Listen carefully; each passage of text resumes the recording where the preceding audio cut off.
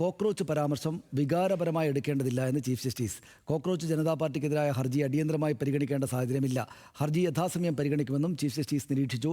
Chief justice സൂര്യകാന്തിന്റെ യുവാക്കൾക്കെതിരായ പരാമർശത്തിൽ പ്രതിഷേധിച്ചാണ് CJP രൂപം കൊണ്ടത് എന്ന് നമുക്കറിയാം. ഷബിന വിവരങ്ങളുമായിട്ട് ചേരുന്നു. ഷബിന, അദ്ദേഹത്തിന്റെ മുന്നിലേക്ക് തന്നെയാണോ ഈ പറയുന്ന പരാതി കൂടെ വന്നു ചേർന്നത്? അദ്ദേഹം അതിനെ വൈകാരികമായിട്ട് വ്യക്തിപരമായിട്ട് എടുക്കേണ്ടതില്ല എന്ന് കണക്കാക്കിയിട്ടാണ് സമയം പോലെ പരിഗണിക്കാം എന്നിപ്പോൾ പറഞ്ഞിരിക്കുന്നത്, അല്ലേ?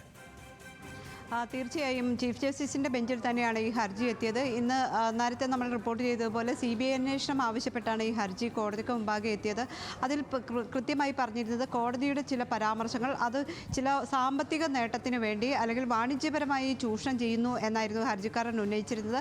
മുതിർന്ന അഭിഭാഷകൻ മുഖേന ഇത്തരം ഒരു ഹർജി ചീഫ് ജസ്റ്റിസിൻ്റെ മുമ്പാകെ എത്തുകയും ഈ വിഷയം അടിയന്തരമായി പരിഗണിക്കണം എന്നാവശ്യപ്പെടുകയും ചെയ്തു. അപ്പോഴാണ് ചീഫ് ജസ്റ്റിസ് ഈ വിഷയം അത്ര വികാരപരമായി എടുക്കേണ്ടതില്ല, അത് സ്വാഭാവിക നടപടിക്രമങ്ങളുടെ ഭാഗമായി കോടതിയിൽ സാധാരണ ഹർജികൾ വരും പോലെ വന്നാൽ മാത്രം മതി, അടിയന്തരമായി ഹർജി പരിഗണിക്കേണ്ട സാഹചര്യം ഒന്നും തന്നെ ഇല്ല എന്ന് ചീഫ് ജസ്റ്റിസ് പറഞ്ഞത്.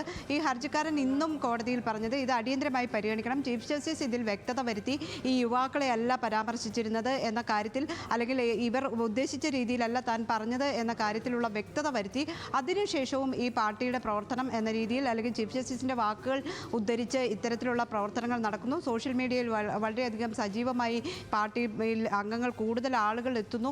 അത്തരത്തിലുള്ള സാഹചര്യം നിലനിൽക്കുന്നുണ്ട്. ഇത് കോടതി മുറിയിൽ നടന്ന ഒരു പരാമർശമാണ് ഈ രീതിയിൽ വാണിജ്യപരമായി ഉപയോഗിക്കുന്നത് എന്ന് ഹർജിക്കാരൻ ബോധിപ്പിച്ചപ്പോഴാണ് അത് വികാരപരമായി എടുക്കേണ്ടതില്ല എന്ന് ചീഫ് ജസ്റ്റിസ് ഇന്നും ആവർത്തിച്ചത്. ഏതായാലും ഈ ഹർജി പിന്നീട് പരിഗണിക്കും. അത് സാധാരണ നിലയിൽ സാധാരണ ഹർജികൾ വരും പോലെ മാത്രം പരിഗണിക്കാം എന്നാണ് കോടതി വ്യക്തമാക്കിയത്. ശരി, നന്ദി ഷബിന വിവരങ്ങൾക്ക്.